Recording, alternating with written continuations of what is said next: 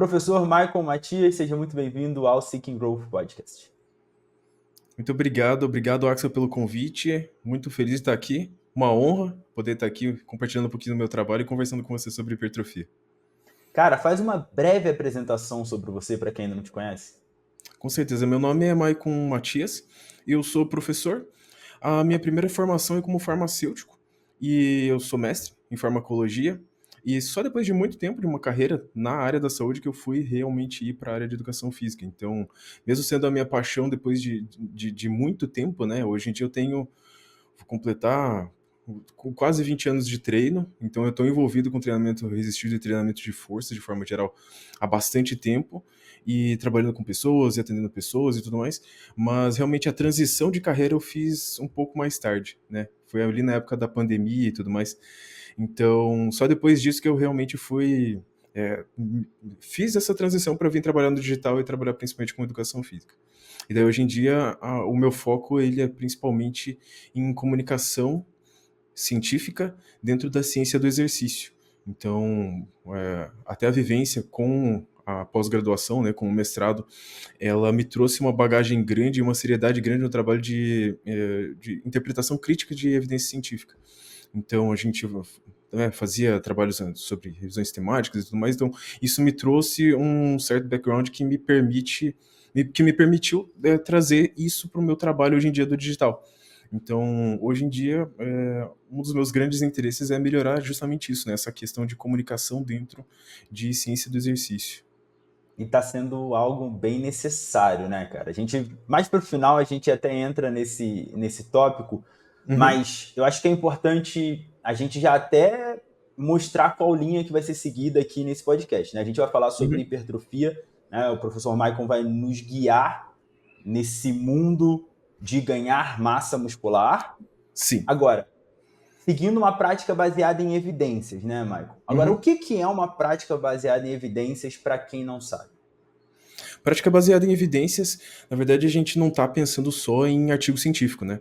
Prática baseada em evidências, ela tem três pernas, né? Então, uma delas é a melhor evidência disponível, que geralmente a gente estaria falando dos artigos científicos que estão presentes na área, que guiam as nossas tomadas de decisão, mas ela também precisa levar em conta o expertise do profissional que está lidando com a pessoa, e também a terceira perna é justamente as necessidades individuais de cada pessoa, porque muitas vezes a população, a gente fala, né, estamos lendo um trabalho, ele tem uma população, mas não necessariamente a pessoa que está do outro lado da nossa mesa, com quem a gente está lidando ali na sala de pesos, ela faz parte dessa população exata daquele trabalho, então não necessariamente o trabalho condiz com a pessoa que a gente está lidando. Além do que, existem muitas questões subjetivas que independem de todo esse contexto, né? Dependem simplesmente da pessoa que está ali do outro lado. Então, a gente sempre tem que ver que nós estamos trabalhando com pessoas, né? E elas que são o nosso foco principal. Então, se a gente elimina qualquer uma dessas três pernas da prática baseada em evidências, a gente não está fazendo prática baseada em evidências, a gente está fazendo outra coisa. Então, é sempre importante a gente levar em conta as três coisas, né? A gente tem que estar sempre se atualizando com a melhor evidência científica possível, então lendo artigos e tudo mais, mas também a gente tem que estar junto com as pessoas, também se aprimorando também como profissionais. E hoje, quais os maiores erros, vamos começar por aí, quais os maiores erros você vê a galera que quer ganhar massa cometendo? Eu acho que o principal erro que a gente tem, se a gente for falar assim, principalmente o contexto de musculação, então as pessoas que estão lá na sala de pesos, eu acho que daria para elencar dois principais. Seriam constância, então não ter constância no seu treinamento, e é duro falar isso, mas é um treino de baixo esforço, né? Porque quando a gente está falando de treino de hipertrofia, principalmente, ele depende de treinos que são um pouco mais puxados. Então, isso é aquilo que a gente fala de se aproximar muito da falha muscular momentânea. Então, não necessariamente a gente precisa fazer tudo sempre no máximo possível, mas é interessante que a gente consiga uma boa dose disso ao longo da semana, ao longo do tempo que a gente está se expondo ali ao exercício dentro da academia. E para hipertrofia isso é muito mais importante do que para qualquer outro contexto. Então, se a gente for pensar em força, se a gente for pensar em performance, talvez a gente não esteja puxando tanto, mas para hipertrofia, geralmente a gente vai. Né? Então, são essas duas coisas. Daria para pensar em algumas outras, né? Por exemplo, não é porque a gente está treinando para estética, né? Então, entre aspas, para ficar grande, para ter só mais músculos, que a gente deixa de ter as métricas de performance em mente.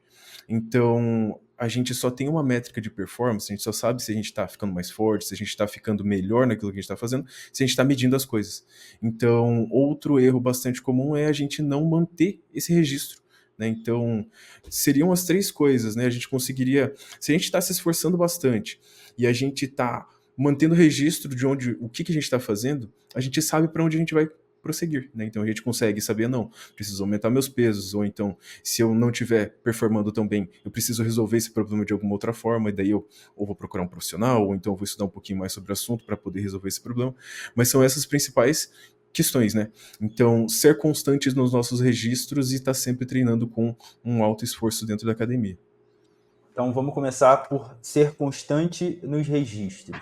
Uhum, Explica o que é a sobrecarga progressiva e o uhum. porquê que ela é importante. Sobrecarga progressiva, quando a gente fala de sobrecarga progressiva, então, de forma geral, ele é um termo bem abrangente que diz pra gente assim, tudo que a gente está fazendo no treino está aplicando uma sobrecarga sobre o nosso corpo, né? Então a gente está aqui conversando, a gente está num certo nível de demanda no nosso corpo, a partir do momento que a gente passa para o treino, a gente aumenta essa demanda. Então isso é uma sobrecarga. Conforme a gente vai se expondo a essa sobrecarga, nosso corpo ele vai se adaptando até chegar a um ponto onde as coisas se equiparam. Para que a gente continue se adaptando, a gente tem que ir aumentando a sobrecarga ao longo do tempo. E essa sobrecarga, ela no treinamento para hipertrofia, ela pode vir de diversas maneiras. Da mesma forma que para outros treinamentos, então, se a gente for pensar em corrida, a gente poderia correr por mais tempo, a gente poderia correr mais rápido, a gente poderia correr com mais frequência. Para hipertrofia, a gente também tem algumas medidas onde a gente pode estar pensando, como que eu estou medindo a progressão da minha sobrecarga? Uma delas, e que muito provavelmente a mais importante delas, é a progressão de carga. Então, quando a gente está pensando em levantar mais peso ao longo do tempo. Então, ela está dentro, né? Então, se for pensar, não, temos um conjunto grande aí que é a sobrecarga progressiva. Uma parte da sobrecarga progressiva do treinamento resistido é aumentar a carga. Então, aumentar o peso que a gente está levantando no nosso treinamento. E ele é bastante importante, né, no quesito de hipertrofia, porque não necessariamente porque a gente levanta mais peso que a gente tem um músculo maior, mas um músculo maior potencialmente levanta mais peso. Então, no mínimo, quando a gente está ao longo do tempo levantando pesos cada vez maiores, a gente está garantindo que o nosso músculo, pelo menos, não está menor, né? Porque a chance dele regredir frente a esse cenário é muito, muito pequena. Então, a relação que a gente tem entre um músculo maior e a produção maior de força é que dentro desse músculo, para que ele aumente de tamanho, ele vai ter que ter mais proteínas dentro dele, que são as proteínas contráteis. Então são as proteínas que realmente estão lá puxando os tendões de um lado para o outro para fazer o músculo produzir força e mover os pesos. Então se a gente tem mais dessas proteínas uma em cima da outra, o músculo tende a aumentar de tamanho, porque as células dentro dele, cada uma delas está um pouco mais espessa. Então com essa somação de espessura de todas essas fibras que vão se acumulando, a gente vai tendo um músculo mais volumoso, logo ele potencialmente também gera mais força por conta de ter mais proteínas contráteis dentro dele. Então, essa é uma das principais, por isso que a gente pensaria sempre em, não, vamos nos tornar mais capazes de aumentar os pesos que a gente está levantando. Mas não é só isso, né? A gente também pode ter aumento de sobrecarga, por exemplo, quando a gente consegue levar a uma série até uma etapa a mais. Então, se a gente está pensando, uma série de 10 repetições com um certo peso, se a gente conseguir fazer esse mesmo peso para mais repetições, então dentro da nossa capacidade máxima, a gente também está se tornando mais adaptado. Né? Então, a gente está gradualmente aumentando a nossa sobrecarga sobre esse músculo. Então, é uma outra forma da gente progredir a sobrecarga, fazer sobrecarga progressiva. E essas são as principais dentro do treinamento para hipertrofia, que a gente conseguiria falar objetivamente. Então, falando dentro de constância, né? A gente tá lá, faz numa semana um peso de, sei lá, 100 quilos para 10 repetições. Na outra semana, eu vou fazer uma sobrecarga progressiva para manter o meu estímulo de hipertrofia atualizado. Eu tenho opções. Então eu posso aumentar o meu peso. Então, vou fazer agora 102 quilos para as 10 repetições, se eu conseguir. Ou então eu vou fazer os meus 100 quilos para 11 repetições. Então, cada um desses aspectos são importantes para a hipertrofia. E eles são os mais objetivos. Então, se a gente mantém ali um registro de, semanalmente eu estou fazendo isso, essa semana eu fiz 100 quilos para 10.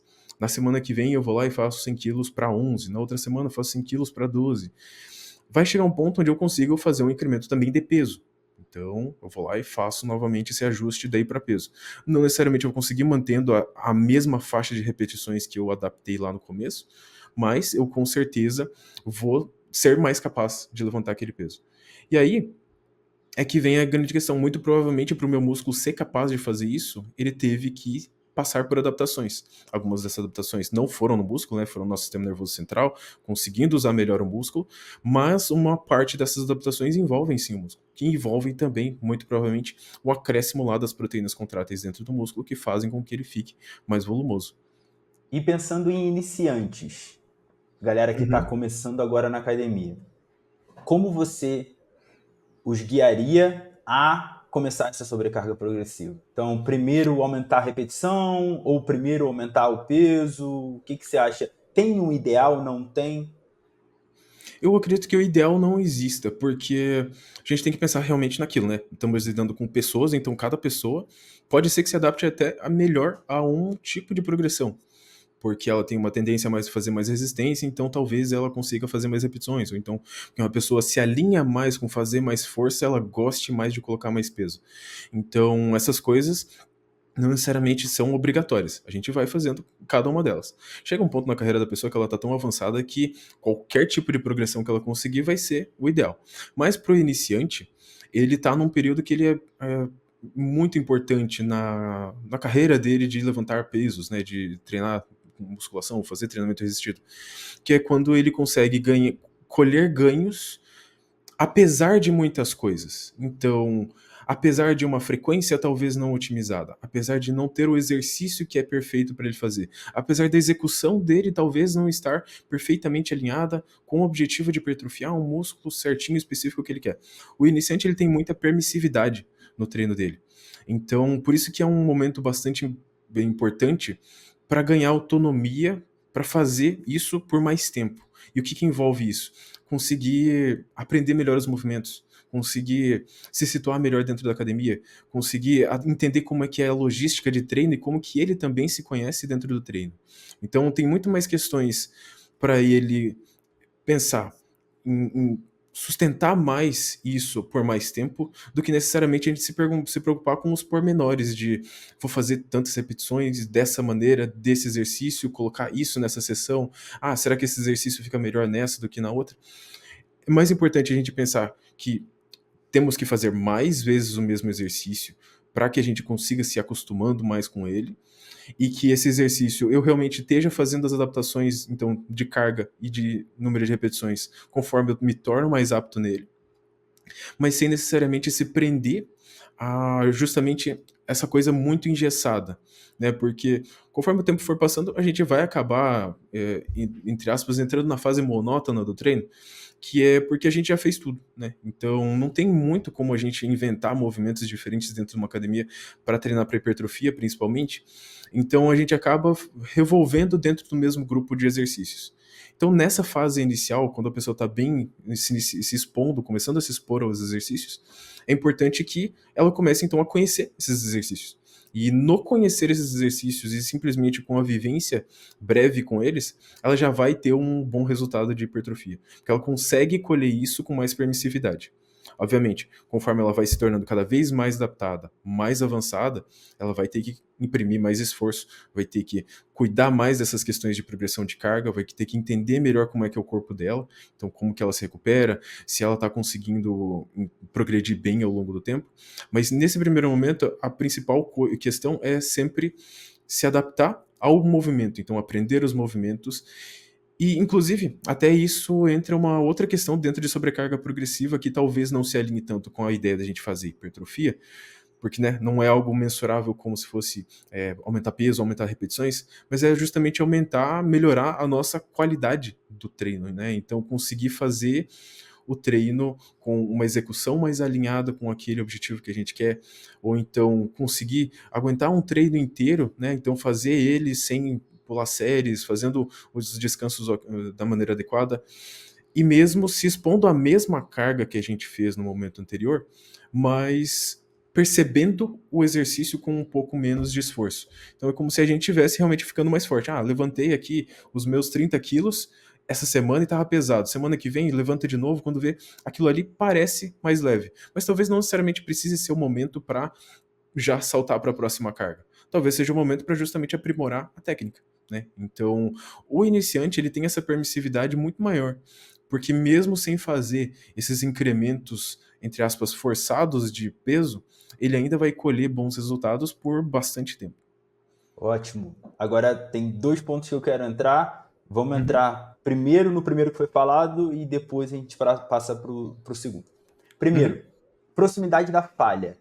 uhum. Tem um estudo, se eu não me engano, né, que avaliou essa questão e a maioria das pessoas achavam que estavam a duas, uma repetição da falha e na verdade estavam a quatro, cinco, às vezes até seis, Uhum. né? Algo Sim. relacionado assim.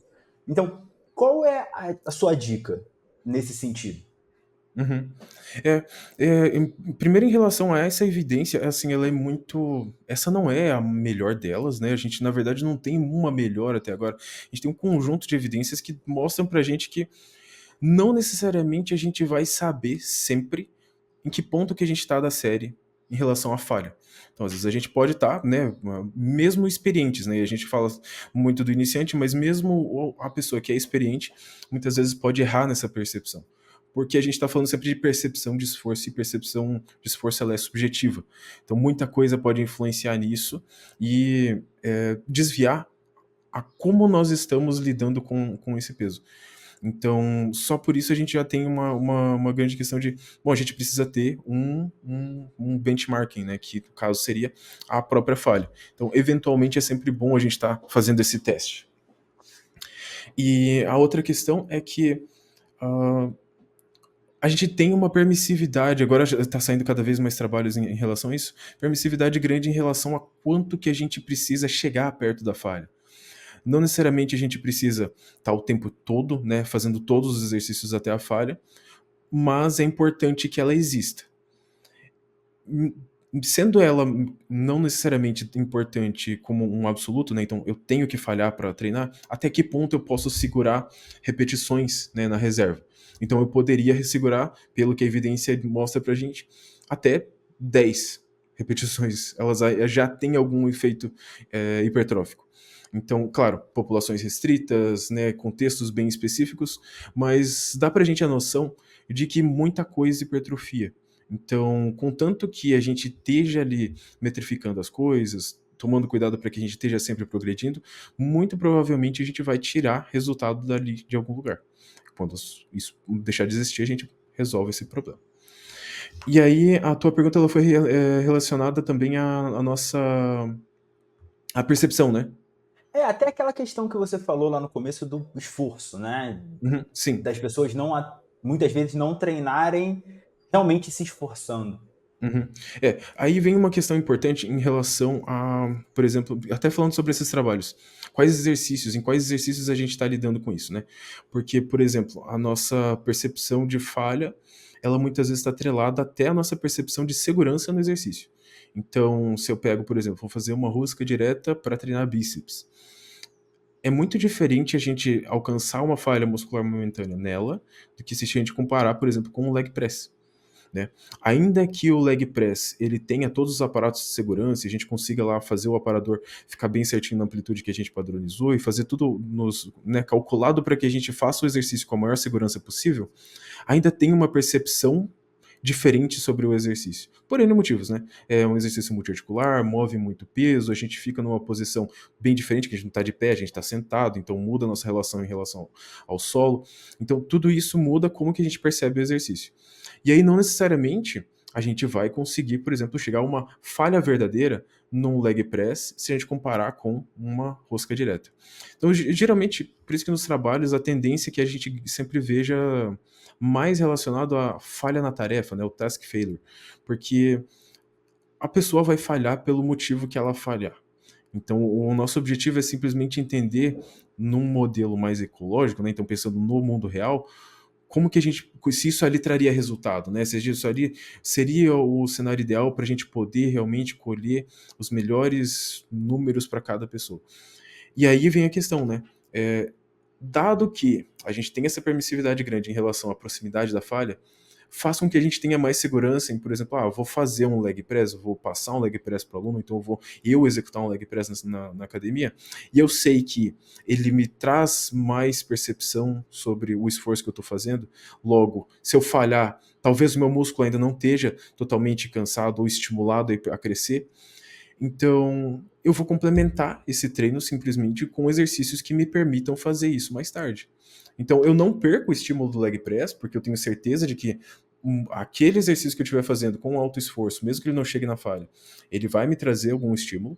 Da mesma forma que eu vou usar um outro exercício que me garanta mais estímulo ainda, e onde eu consiga alcançar a falha.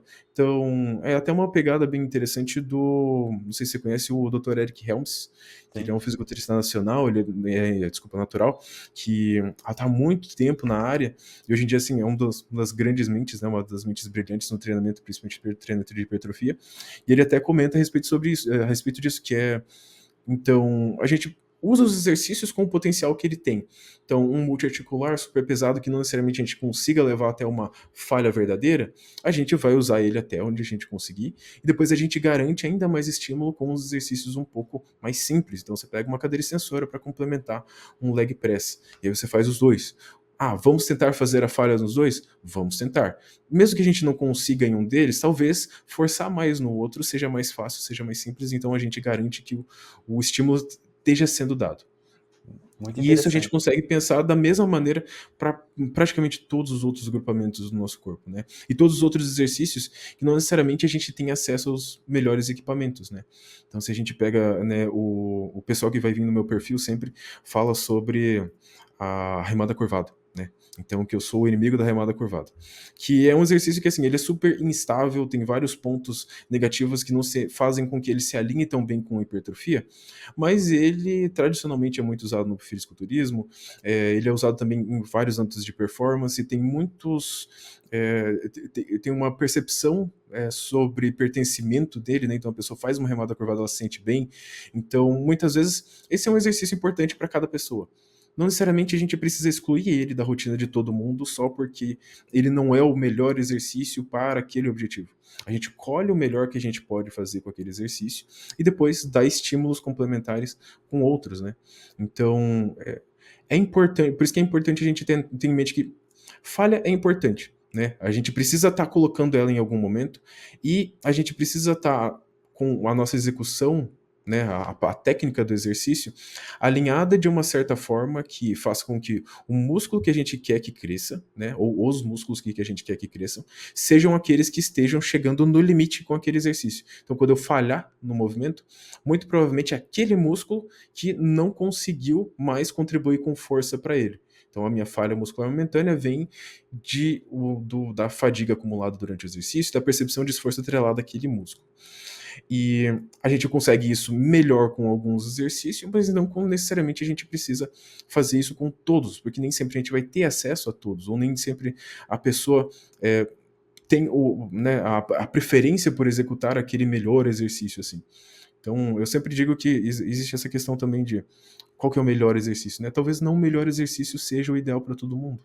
Eu acho que o melhor exercício ele é muito contextual para cada pessoa e para cada objetivo, né? Então a gente precisa pensar dentro disso para atender a necessidade da pessoa, né? E a gente volta lá nas 3 perninhas da prática baseada em evidências, né? Você pensa qual que é o melhor exercício para a melhor pessoa que eu sei ensinar para ela, né?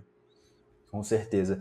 Uma estratégia interessante pode ser, por exemplo, nesses movimentos multiarticulares, por exemplo, um back squat, né, que é até mais crítico do que um leg press, porque você está com Uhum. peso livre e muita gente não sabe falhar, o que é um erro, né? Eu acho que todo mundo, se aprendeu a agachar, você tem que aprender a falhar no agachamento, né? Devia ser um pré-requisito para Sim. você continuar. A gente pode pensar em trabalhar com uma ênfase maior, um estímulo maior de força nesses exercícios, e aí a gente fica tranquilo, ficando um pouquinho mais longe da falha, e aí depois vir com esse complemento de estímulo mais voltado para a hipertrofia em movimentos mais simples de falhar, mais tranquilos de falhar, vamos colocar assim, como a cadeira extensora? Uhum. Eu não só acho que isso é válido, como eu acho que é uma estratégia muito inteligente. Talvez a mais, né? Como que a gente colheria o melhor de todos os mundos, né? A gente tem que pensar que não só porque a pessoa está treinando para hipertrofia, ela precisa ignorar todos os outros pontos. E não que o treinamento de hipertrofia não seja funcional, mas em diversos momentos a gente precisa pensar também no que mais o treino pode oferecer pra gente. E nesse caso, como o treino de hipertrofia e o treino de força, eles meio que bebem da mesma fonte, que é a gente fazer repetições lentas, né, com muito peso ou com um estado de fadiga mais avançado, a gente acaba colhendo bastante dos dois mundos, né? E aí se a gente pensa então nesses exercícios multiarticulares, faz bastante sentido que a gente pense dessa maneira, né? Eu pessoalmente faço bastante isso. Faço bastante isso, principalmente porque acabo trabalhando com as meninas do powerlifting. Então, e muitas delas vêm com objetivos de estética junto. Então, no final das contas, a gente pega um treino de powerlifting tradicional, ele tem muito disso, né? Hoje em dia que a gente está vendo cada vez mais o powerlifting baseado em evidências, tendendo a usar mais os exercícios específicos. Então, fica muito no SBD por muito tempo. Mas por muito tempo o treino de powerlifting, né, e o tradicional, pelo menos eu acredito que seja o vigente até hoje, seja a gente pensar, não, vamos fazer um módulo de força dentro de cada treino antes de cada um dos exercícios que vão ser os acessórios e suplementares, e aí depois então, primeiro a gente garante a nossa parte de performance do treino, para depois a gente passar para a parte de hipertrofia realmente. E funciona muito bem, né? A gente vê excelentes resultados com bastante gente. É, os atletas de powerlifting, né, de forma geral, eles conseguem ganhar uma estética boa com essa abordagem. Então, eu não vejo nenhuma limitação da gente tentar transferir isso para outros contextos também. Então, é até como se disse, né? É uma questão de segurança. E eu acho engraçado até que você menciona essa questão da pessoa aprender a falhar, por exemplo, num back squat antes de realmente progredir carga, porque é uma abordagem da qual eu também vim, né? Eu também tive uma vivência com CrossFit, eu também tive uma vivência com outros esportes de força, e é, por mais que pareça lógico, né, e senso comum, não é alguma coisa que é muito dita, né? As pessoas falarem sobre, não, a gente precisa primeiro aprender a fazer as coisas com segurança, para depois a gente aprende a andar para depois aprender a correr, né? Dessa mesma forma, a gente precisa aprender o que a gente vai fazer quando quando as coisas saírem do plano. E fazer isso com segurança é bastante importante. E a gente também pode voltar lá e dar um fechamento para o raciocínio do que o iniciante precisa fazer no início da carreira de levantar pesos dele, né? Que justamente são questões como essa. Né? Aprender, por exemplo, a falhar num exercício com segurança. Saber usar os aparelhos, os aparatos de segurança que cada um tem. Então, não necessariamente você vai estar agachando uma gaiola, mas se você treina numa academia que tem as anilhas de borracha, você pode, né? Então, aprender a técnica correta para abandonar a barra, ou então mesmo assim, em contextos mais extremos, é importante a gente saber que a nossa segurança vem em primeiro lugar. E quais são as técnicas que a gente precisa fazer para não acabar se machucando dentro da sala de musculação. Então, tudo isso entra dentro lá daquela questão, daquele período onde a gente aproveita a fase do iniciante colher mais ganhos, para também para que ele aprenda a treinar melhor, né? E envolve muito essa questão de segurança também. Eu acho que uma das grandes vantagens do CrossFit, né? Não vantagem, porque não estou comparando um com o outro, um dos grandes benefícios do CrossFit, quando bem ensinado, é isso. Porque se eu não ensinar, além de colocar meu aluno em risco, né? Se eu não ensinar ele ou ela a falhar um snatch, a falhar um jerk, principalmente, né? Que são mais críticos, a falhar um agachamento, que está com a carga muito pesada, ela não vai evoluir. Não adianta, principalmente nos nets, né? Pô, você tá tirando uma barra do chão, levando direto pra cima da sua cabeça. Se você não souber falhar, a primeira coisa que vai te travar é o medo. Você nem percebe às vezes, né? Muitos nem percebem às vezes, mas é o medo. E aí dá pra ver quando a pessoa tá com medo. E quando você entra no box, né, um aluno novo, todo mundo fala, não larga a barra pura, não larga a barra com anilha de 5 quilos. Pelo contrário, não é pra você largar realmente, tá? Agora, se necessário, larga, né? Sim. Justamente pelo que você falou. A segurança do aluno, a segurança da pessoa vem em primeiro lugar. O equipamento Uhum. que se foda, né? Caiu a barra no Sim. chão livre, beleza, não tem problema nenhum, desde que a pessoa esteja bem. Porque de vez em quando o snatch só com a barra, se você segura, vem na sua canela 15, 20 quilos numa pressão que vai te machucar, sem necessidade. Uhum. Sim. No treino de hipertrofia, a gente também fala sobre segurança de um outro ponto de vista, que é, por exemplo, vamos colocar a trava num Smith, né? Então a gente coloca, agacha até o final, vê ali qual que é a amplitude que a gente vai padronizar, acerta a trava certinho ali. Para quê? Para que eu saiba que eu estou no agachamento do Smith, a parte mais difícil do movimento é lá embaixo. A gente não tem erro técnico para acontecer nesse exercício. É basicamente imprimir esforço para subir a barra contra a resistência. Então, para que serve esse aparato de segurança? Ele serve para justamente a gente conseguir levar a série até a falha. Né? Então, a gente conseguir tirar o máximo de estímulo desse exercício. Porque, tudo bem, isso acontece e pode ser que alguma coisa lá aconteça em relação à segurança, sim. Mas essa segurança, ela também garante com que a gente tire mais estímulo do exercício. Então, muitas vezes, a questão de segurança envolve também a confiança, né? A confiança em você conseguir treinar da forma correta. Então, primeiro você garante a segurança e depois vem todo o resto. É isso. Agora, um próximo ponto, Michael, que você entrou, mas a gente não aprofundou e eu acho que é importante. Técnica. Uhum, uhum, Técnica quanto à hipertrofia. Amplitude completa, amplitude parcial, encurtada, alongada. uhum. Agora está na moda, né? Alongado. Agora todo Sim. mundo só fala de alongado. Aham, Não que seja ruim, tá, gente? Não estou falando que seja ruim, estou falando que todo mundo só está falando disso no momento. Mas uhum. a gente pode até considerar que, por exemplo, um aluno que vai melhorando sua técnica no agachamento, vai aumentando a amplitude, também é uma sobrecarga progressiva naquele ponto que você tocou lá atrás? É, a melhora de técnica, na verdade, a gente tem que pensar.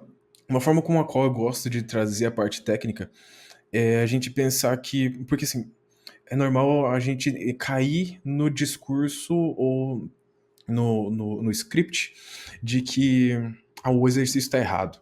Né? E eu acho muito perigoso a gente falar isso, porque não necessariamente algo que não. Porque isso é uma arbitrariedade, né? E a Uhum. partir do momento que a gente fala, não, isso aqui tá errado, significa que então alguma coisa tá certa, mas tá certa para todo mundo, né? E entram essas discussões. E não necessariamente essas coisas são corretas, né? Porque às vezes existem divergências até entre profissionais. Então eu enxergo uma coisa, você enxerga outra, a gente vai avaliar uma pessoa, pode ser que a gente discorde sobre o que é correto e o que é incorreto para essa pessoa.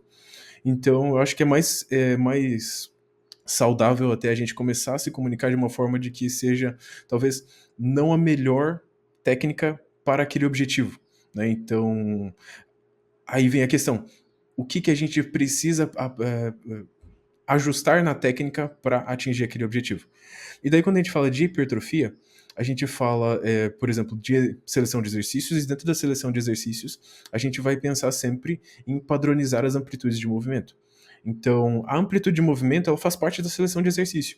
Por quê? Se eu agacho até o meu joelho ficar na altura do quadril, aquele ali vai ser o ponto mais difícil do exercício, né? Então, se eu estou falando de um agachamento livre, um Smith, ou então um agachamento hack, todos eles que são contra a gravidade, não necessariamente contra uma bateria de pesos que está atrelado a alguma coisa, mas sim o peso, né, guiado por algum trilho, a gente vai estar falando daquela parte ali, mais baixa. Então, o joelho na altura do quadril, aquilo ali vai ser a parte mais difícil do movimento. Logo, se eu falhar naquele movimento, vai ser porque eu não consigo sair dali. A parte mais baixa do agachamento. Se eu agachar mais profundo que aquilo, eu nunca vou ter, ou então talvez eu vou ter acessado menos aquela parte da amplitude de movimento. Então, o meu quadril vai estar dobrado um pouquinho mais, o meu joelho vai estar dobrado um pouquinho mais. O músculo ele vai estar numa posição diferente e tudo mais, mas é uma amplitude de movimento que eu não tinha acessado antes. Então, não necessariamente eu posso usar essa nova amplitude, essa amplitude diferente daquela outra, como um comparativo de amplitude, né? Ou como um comparativo, desculpa, como um comparativo de força. Então, porque é esperado, são amplitudes diferentes, as forças vão ser diferentes, os limitadores de força vão ser diferentes. Então, por isso que quando a gente fosse pensar em hipertrofia, a gente precisaria pensar em, principalmente, padronizar a amplitude de movimento, porque aquela amplitude que eu padronizei, então, a minha flexão de joelho é nesse ponto, se eu conseguir agachar mais, melhor, então eu faço a amplitude que eu conseguir com a maior amplitude possível, e aí depois disso, aquilo ali é o meu padrão de movimento. Se eu bato aquele padrão de movimento na primeira repetição e não no segundo, muito provavelmente a minha segunda repetição não conta para eu comparar com a primeira. Então é sempre importante que a gente padronize tudo. Então a gente parte desse padrãozinho, né, de amplitude de movimento que eu consigo sustentar para uma série de X repetições, e aquilo ali que eu vou levar lá dentro dos meus registros seriados, né? Então ao longo do tempo vou anotar no meu caderninho, mandar no aplicativo, então anotar no celular, para que eu consiga saber, não, eu tô com a amplitude tá certinha, tá tudo, o resto do treino tá tudo bem redondinho, o que eu posso melhorar aqui? Vai ser só carga ou número de repetições. Mas existem os casos onde a pessoa realmente não tem a capacidade de Sim. descer mais. Falta de flexibilidade, falta de segurança, a técnica dela não está aprimorada, não tem vivência com exercício suficiente. N motivos fazem com que ela não consiga acessar aquela amplitude de movimento. Então o que a gente faz? Segura o peso, né? Então segura uma das métricas do exercício e progride a outra parte, que é progredir, por exemplo, a amplitude de movimento. E a gente vai descer um pouquinho mais, vai flexionar um pouco mais o joelho, flexionar um pouco mais o quadril, depende dos ajustes que a gente for fazendo para cada pessoa. Mas aí sim, porque é aquilo que você comentou, né? Então, se a gente conseguir ganhar amplitude com o mesmo peso, será que é ou não é sobrecarga progressiva? Muito provavelmente é. Porque o músculo ele vai estar tendo que, quando ele, né, ele alongou por um, um comprimento maior, e ele vai ter que fazer força para que esses ângulos entre as articulações eles percorram uma trajetória maior também. Então, né, ele vai estar trabalhando mais. Logo, é uma sobrecarga progressiva sim. Então, esse ganho de amplitude. Vai chegar um ponto e a gente não vai conseguir mais ganhar amplitude, né? Então vai chegar um ponto onde a amplitude vai estar no limite dela, e aí a partir daí o que a gente faz, né? Começa a ganhar as outras, fazer a sobrecarga das outras maneiras. Mas daí existe também uma pegada individual de cada treinador, que tem muitos treinadores que são permissivos em relação a cortar amplitude, né? Então, eu fazia um agachamento com 100 quilos até os posteriores da coxa tocarem a panturrilha. Então a gente está falando de flexão máxima de joelho, muito provavelmente uma flexão bem grande de quadril também para quase todo mundo. Aí a pessoa vai lá e aumenta para 105 quilos. Mas não conseguiu agachar tão fundo assim. Tem treinador que permite isso e fala assim, não, mas depois a gente ganha essa amplitude novamente. Como eu venho de um background de powerlifting, a gente normalmente já faz as coisas meio parciais, né? Porque a gente está só tentando atender a necessidade das regras da federação. A amplitude ela nunca foi negociável. Então, até quando a gente vê alguns treinadores principalmente lá da Inglaterra, isso não é negociável. Então a gente realmente padroniza a amplitude até chegar a um ponto que a gente não consiga mais aquela amplitude, né? Então não consegue ganhar mais, ou então não tem mais o que ganhar com a amplitude. E daí a gente sempre vai progredir a carga a partir da amplitude padronizada. Então daí, né, vira realmente uma questão de como que cada pessoa tá guiando o treino da pessoa que ela está treinando. Mas sim, a gente pode considerar sim que seria uma forma de ganhar um pouquinho mais de sobrecarga. E daí tem uma outra questão que é importante a respeito de técnica, voltando naquilo que a gente tinha mencionado sobre não necessariamente haver uma técnica correta, né? Na verdade, o que a gente tem é um espectro de muitas técnicas corretas que são úteis para as pessoas e para as pessoas diferentes. Então, se a gente pega, por exemplo, acredito que o seu público saiba que é um Jefferson Curl, né? Que é um...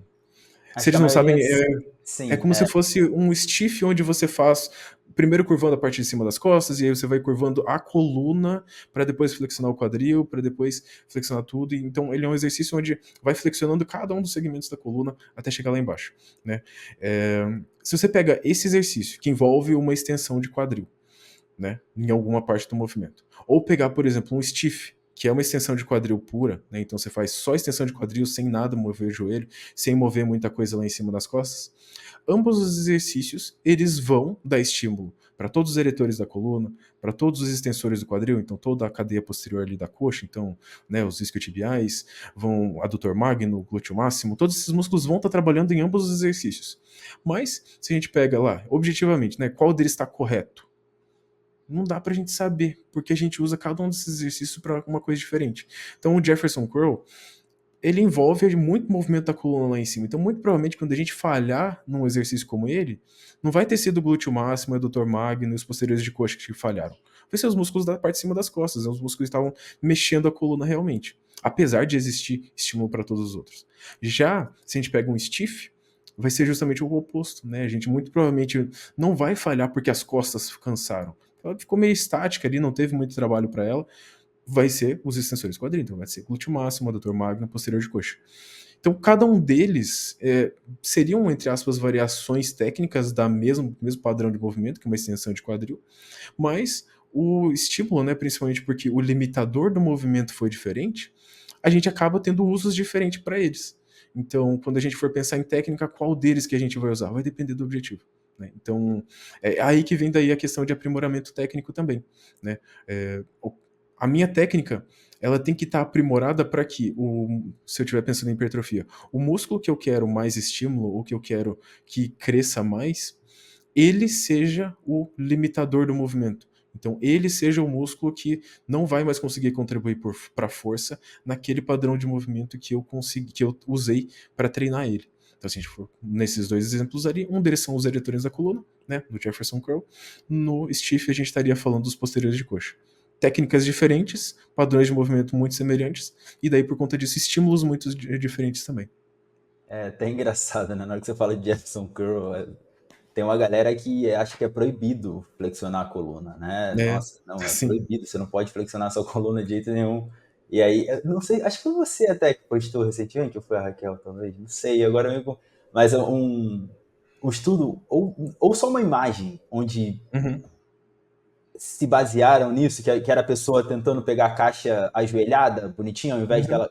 Foi você que postou Sim, recentemente? não fui eu, acho que foi a Raquel, Acho que que foi. é Então. avaliar a técnica para levantar pesos, o que eles chamam de scoop ou de o bend, né? Então você ou abaixa e abraça ela, né, agachado, ou você dobra no quadril e levanta como se fosse um levantamento terra. É. E Como não, se. não existe muito, É, não pode existe falar. diferença entre as duas, né? Cada pessoa vai se adaptar a uma técnica de forma diferente. Né? Se a gente Inclusive existe uma fosse. tendência maior a gente conseguir puxar mais, né, dobrando no quadril, mas não necessariamente uma delas vai ser mais segura do que a outra também. É como se a gente fosse frágil, né? A gente viveu até Uhum. hoje sendo frágil, assim, que se você tirar uma sacola de compra do chão com a coluna curvada, você vai sentir dor na lombar, você vai quebrar suas costas, pelo amor de Deus, né?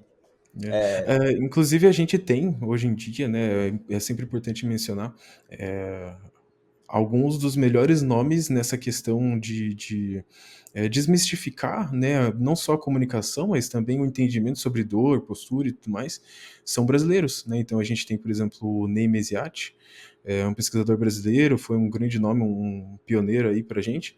Ele está hoje em dia produzindo pesquisa de alto nível também fora do Brasil. Né? Então a gente tem o Felipe Reis também nessa área. Então, a gente tem bons brasileiros trabalhando ativamente para melhorar essa nossa, não só a comunicação, mas também o nosso entendimento a respeito dessas coisas. E uma coisa que é muito comum ver eles e todo mundo que está nesse entendimento mais atualizado a respeito de dor, postura e performance também, é que a gente não tem uma postura errada ou uma postura correta, né? A melhor postura que a gente tem, ela é a próxima. Então a gente precisa pensar que a gente está sempre dentro de um contexto e esses contextos pedem posturas diferentes. Aqui nesse momento sentado na cadeira, tô todo relaxado. Pode ser que no momento do dia eu esteja cansado de ficar assim, eu tenho que colocar a cadeira para trás, né? Sentar um pouco mais para frente para deixar os ombros relaxados, apoiados no pé, nas minhas pernas. Então cada um dos momentos, né? Se eu ficar muito em uma postura, muito provavelmente eu vou sentir desconforto em algum momento. Da mesma forma como todas as outras que têm alguma demanda intrínseca sobre ela. Então, até um foco grande no meu perfil hoje em dia é falar mais sobre isso, né? Pra gente. Porque um dos meus grandes objetivos é justamente quebrar barreiras, né? Quebrar barreiras a acesso ao exercício e também acesso à educação. Mas principalmente não com relação ao exercício, porque a gente vê isso afetando todo mundo. Né? Não é só o iniciante que chega na academia com medo de fazer o exercício errado. É muitas vezes a pessoa que está há muitos anos treinando, mas ela não consegue progredir porque ela vê o exercício ou a forma como ela executa o exercício de forma errada. Ou então porque ela tem medo, né? Justamente essa questão. Né? Tenho medo de dobrar a coluna. Então, talvez a técnica ideal para ela levantar mais peso no levantamento de terra envolva flexionar mais a coluna. Então, ao invés da gente limitar, na verdade a gente deveria estar fortalecendo ela, porque quando for demandado que ela levante mais peso, ela vai estar preparada para aquilo, né? Então, volta naquela questão, né? A gente trata pessoas, né? Então a gente tem que pensar como que cada pessoa levanta peso. Exato. Eu vi um vídeo muito bom que você postou muito tempo atrás e agora a Raquel postou também, né? Uma moça, se eu não me engano, é uma powerlifter, A Cranon. e aí o médico vira pra ela e fala: Não, você nunca vai. Esse lado do seu corpo nunca vai funcionar direito, nunca mais vai funcionar direito, alguma coisa assim. Uhum. E aí o vídeo passa e ela tá agachando com sei lá quantos quilos que tinha ali, né? Ela foi uma recordista mundial já. Não sei se foi nesse campeonato, mas ela foi. Mas tipo assim, é muita coisa. Ela é uma powerlifter nível elite mesmo. E eu acho que a Absurdo. lesão que ela teve foi no tornozelo. Então, existia, entre aspas, o risco dela nunca mais andar da mesma maneira. Porque um lado ia ficar descompensado com o outro. E quando a gente vê, na verdade, assim, primeiro que ninguém é reto, né? Todo mundo é torto. Todo mundo tem uma perna mais comprida que a outra, todo mundo tem um braço mais comprido que o outro. É de se esperar que o corpo humano não seja simétrico. E quando a gente vê um agachamento, por exemplo, é normal que a gente tenha um lado indo para né, o hip shift. Ele é muito comum, é super comum. Contanto que isso não esteja limitando o movimento, e muito provavelmente não vai limitar para muita gente, não tem por que a gente se perguntar, né, não tem por que a gente tá tentando corrigir essas coisas. Então, ela é um caso desses, né? A gente vê, pô, uma pessoa recordista mundial, uma das pessoas mais fortes do mundo, muito provavelmente seria vítima de um discurso, né, terrorista, né? De que, olha só, você nunca mais vai conseguir fazer isso aqui. E aí a gente estaria privando o mundo de ver um recorde mundial com uma pessoa dessas. Pois é, pois é. Isso é um negócio muito perigoso, né? Não sei se já tá fora do CrossFit ali tem tempo, mas teve um atleta que ele se classificou para os games. É Will o nome dele. Qual que é o sobrenome dele mesmo? Will Morant. Ele se classificou para os games em 2014 pela primeira vez. 2014, na regional. Nessa época que você vai ter CrossFit? Qual que 2014, era assim. o ano? 2014? 2014? Foi 2014. 2014 eu tava fora do Brasil e foi quando eu tava fazendo bastante CrossFit, daí eu competi em CrossFit, competi em Strongman, mas É, competições assim regionais ali nas sim. academias e tal. Ele participou da regional mais difícil da época, que era a regional do Froning. Se classificou, tirando se eu não me engano, um antigo campeão dos games. Uhum. E no ano seguinte, ele passou mal e aí foi diagnosticado erroneamente com uma doença autoimune que falaram que ele nunca mais poderia competir. Ele ficou 3 anos, se eu não me engano, 3 anos e meio parado.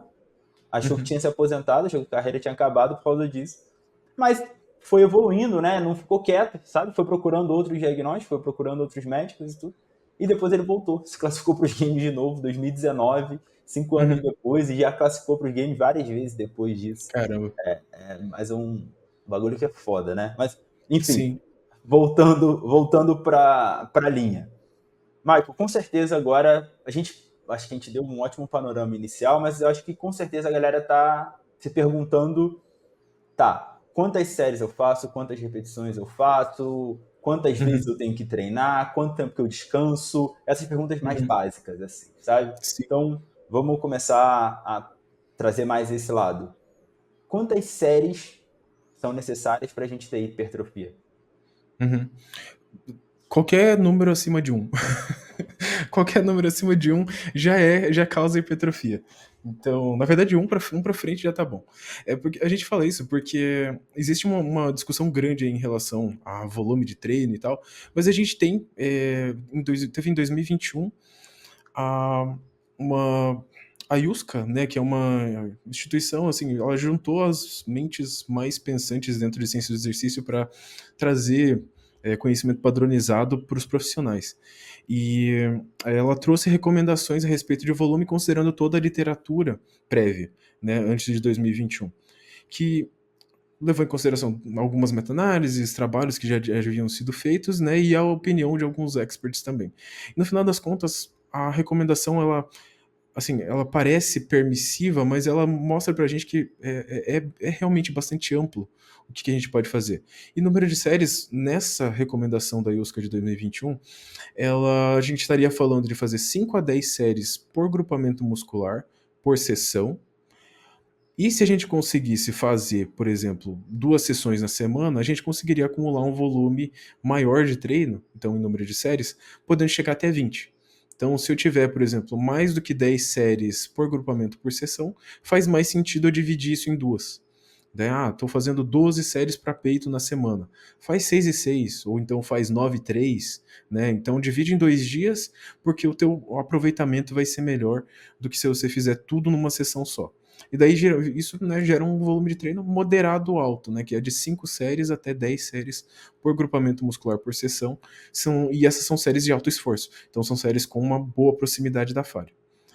Mas daí a gente vem numa questão de que o que gera, né, hipertrofia. Muito provavelmente qualquer coisa acima de 1 já vai estar gerando, né? Então, uma série é muito melhor do que fazer nada, né? Então, se a gente está pensando em treinamento de hipertrofia, qualquer direcionamento de treino com alguma série para falha já vai trazer hipertrofia. E daí a gente tem um ganho grande da primeira para a segunda, e esse ganho ele vai sendo cada vez menor. Então, quanto mais séries a gente faz no treino, menos a série adicional traz estímulo para a gente. Mas a gente tem ali um aproveitamento médio ótimo que gira em torno desse número aí. 5 séries por grupamento por sessão até chegar a 10. E aí, se passar disso, vale mais a pena incluir mais uma sessão na semana.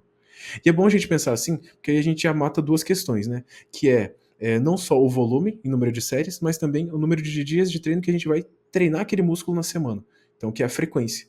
Então, se a gente for pensar, não, vou treinar peitoral maior, quantas vezes na semana eu vou treinar? Dá para pensar em treinar 2 vezes na semana. Dá para pensar todos os grupamentos musculares, né? Se a gente estiver pensando em colocar um pouquinho mais de volume assim, dessa forma. Show. E tem alguma, aproveitando já esse tópico, né? Tem alguma divisão de treino ideal para hipertrofia? Porque a gente tem full body, a gente tem bro split, né? Que bro Uhum. split acho que é um grupamento muscular por dia, né? Que a É o galera. ABCDEF. Isso. Aí a gente tem peito e tríceps, costas e bíceps, perna e Uhum. ombro. Tem algum que é ideal? Tem um que vai trazer um estímulo maior, melhor, outro não? Uhum. Na verdade, não. A divisão de treino, ela vai ser sempre. Tem que pensar que ela vai ser contextual também. Então, ela é uma forma da gente organizar a nossa lista de tarefas na semana. Então, se a gente estiver pensando, eu preciso fazer, né, novamente, 10 séries de quadríceps na semana. Como que eu vou dividir isso? Eu posso colocar, por exemplo, em 2 treinos de quadríceps na semana. Então, isso geraria para mim uma divisão que pelo menos tem estímulo de inferiores 2 vezes. Não necessariamente isso vai caber dentro de um ABCDF, não necessariamente vai caber dentro de um ABC, um push-pull legs, porque né, já vão ser 2 dias, então talvez eu teria que fazer perna, puxa, empurra, perna, para fazer essa listinha de tarefas que eu tenho. E então a divisão ela precisa se adequar realmente à rotina da pessoa. Então a gente primeiro pensa o que precisa fazer. Eu preciso fazer tantas séries para cada agrupamento. Quais exercícios eu tenho para fazer isso? Divido essas séries dentro desses exercícios. E aí depois eu penso, não, como é que eu vou organizar isso dentro da semana? Aí eu faço cada uma das sessões para caber essa lista e eu conseguir atender toda a demanda.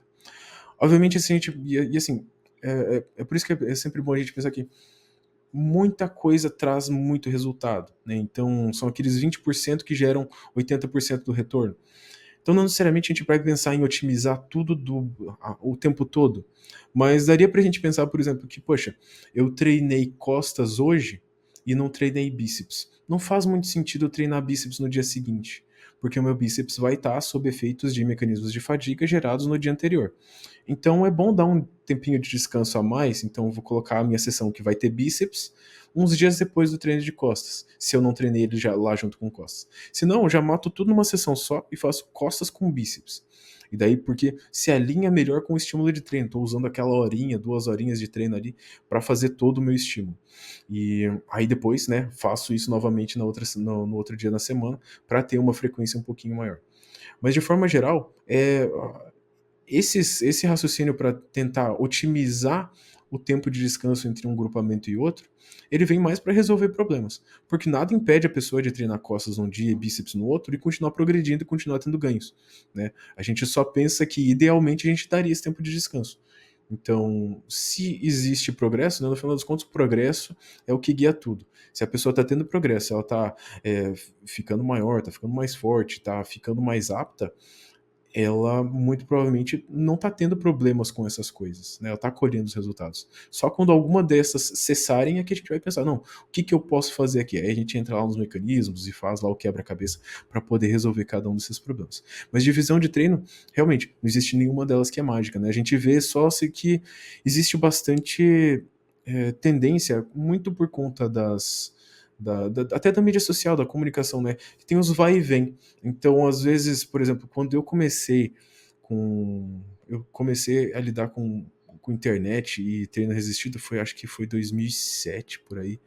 Naquela época estava muito em alta, ah, o pessoal estava conhecendo o full body. E daí o pessoal tava querendo treinar, não, vou fazer full body 3 vezes na semana, treinar o corpo inteiro 3 vezes na semana, daí treina então o corpo inteiro na segunda, na quarta e na sexta, aí fica com 3 dias de treino, 4 dias de descanso. Ah, porque o descanso precisa ser priorizado para hipertrofia, tinha um monte de justificativas para fazer essa seleção.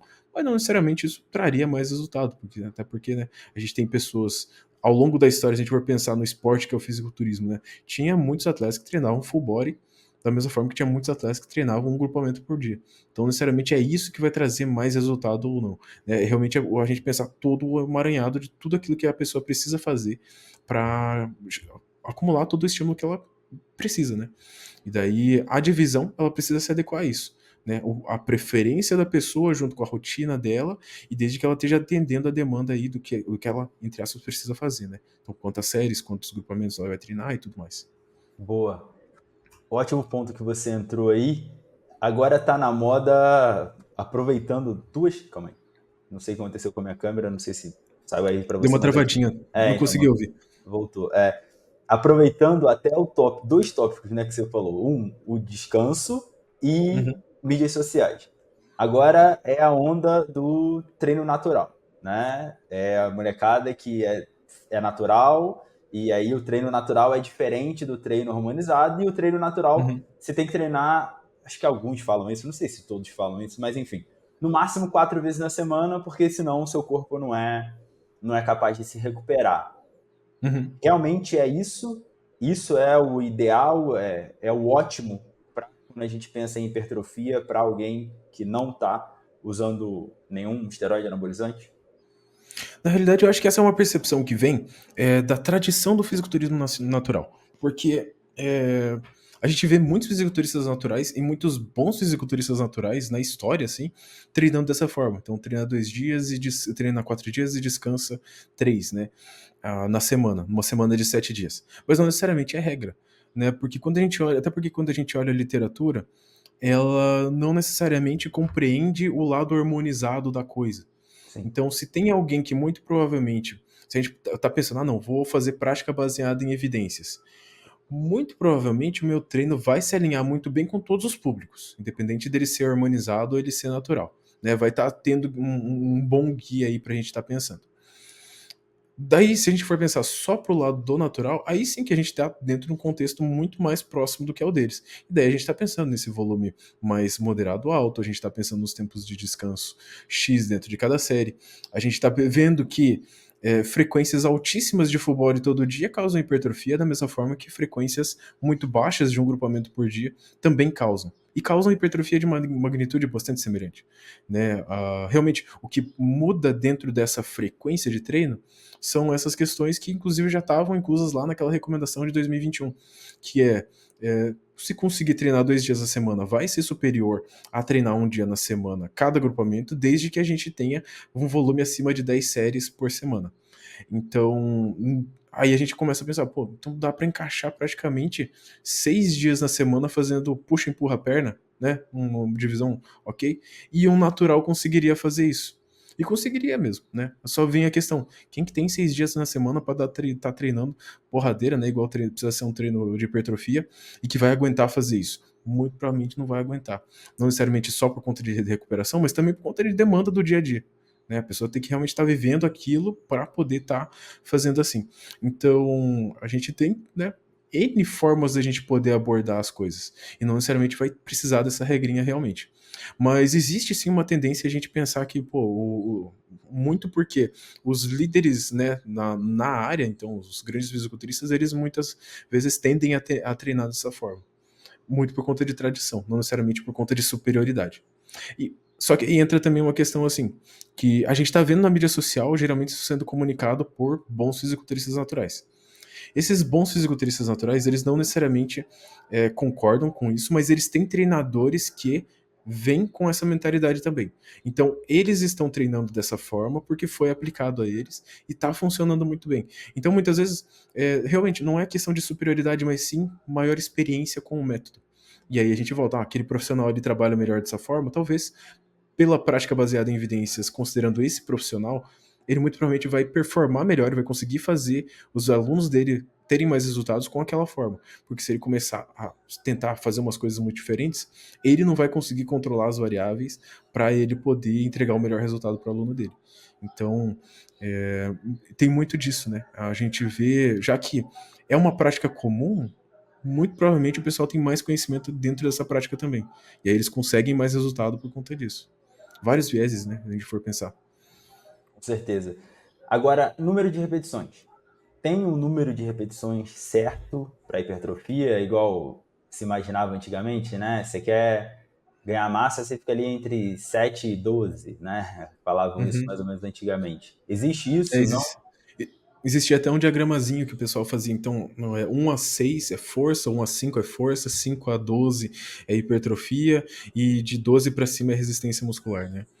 Na realidade, não tem, né? O que a gente tem hoje em hipertrofia, que a gente tem uma certeza bastante grande, é que o que tem em trabalho é de 4 repetições para cima até 30 repetições, se essas séries forem feitas até a falha. Então, pensa assim, o peso que eu uso para fazer 4 repetições ele é muito alto se comparar com o peso que eu faço para 30 repetições.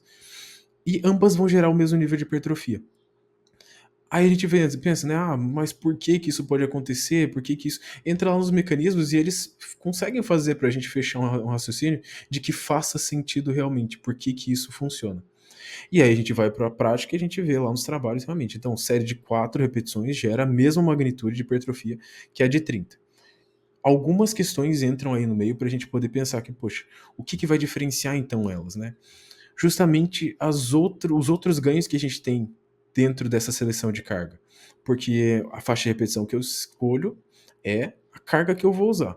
Né? Então, eu consigo fazer mais peso com 4 repetições do que eu conseguiria fazer com 12. E eu consigo fazer mais com 12 do que eu conseguiria fazer com 25. Todas elas vão gerar a mesma magnitude de hipertrofia, for pensar assim, entre aspas. Mas as adaptações que estão envolvidas no treino com cada uma delas vão ser bem diferentes. Então, quando eu treinar para 4 repetições, eu muito provavelmente vou ficar muito mais forte em 4 repetições. Então, a minha progressão ali vai ser muito maior. E vou ficar mais forte também em 3, vou ficar mais forte também em 6, vou ficar mais forte também em 8. Mas se eu for fazer uma série de 20, 25, se o meu treino todo ele é muito orientado por essa faixa de repetições mais baixa, 4 a 6, provavelmente eu não vou ter tanto ganho de força assim. Né? Então, ao longo do tempo, a minha adaptação ela vai revolver em torno daquilo que eu treino. E justamente essa é aí que mora a seleção de carga. Ela é muito mais relacionada a essas outras adaptações ao redor da carga, que não necessariamente são a hipertrofia. Porque a hipertrofia ela vai acontecer. A gente tem um trabalho, na verdade, é um relato só de um trabalho, onde testes de RM, então foi um volume alto de teste de RM, acho que foram 30 testes na sessão de treino, gerando hipertrofia. Então, hipoteticamente, até mesmo o teste de RM conseguiria gerar hipertrofia, né? Desde que esteja o volume adequado. Obviamente, a gente daí volta a pensar então na praticidade da coisa, né? Porque para eu fazer um teste de RM, eu fazer um peso muito alto, como se fosse de uma RM, 2, 3, a gente precisa de muito mais séries de aquecimento. O nosso corpo, ele tem outras estruturas que estão sendo sobrecarregadas, que não são só o músculo, então são todos os tecidos não contráteis, eles estão sendo sobrecarregados, então tem demanda articular muito maior. A gente tem então por conta disso também afeta a recuperação desses treinos, afeta a nossa percepção sobre o treino, então, putz, a gente vai fazer um treino de RM de agacho, a gente sai meio esmagado, né? A gente sai meio amassado.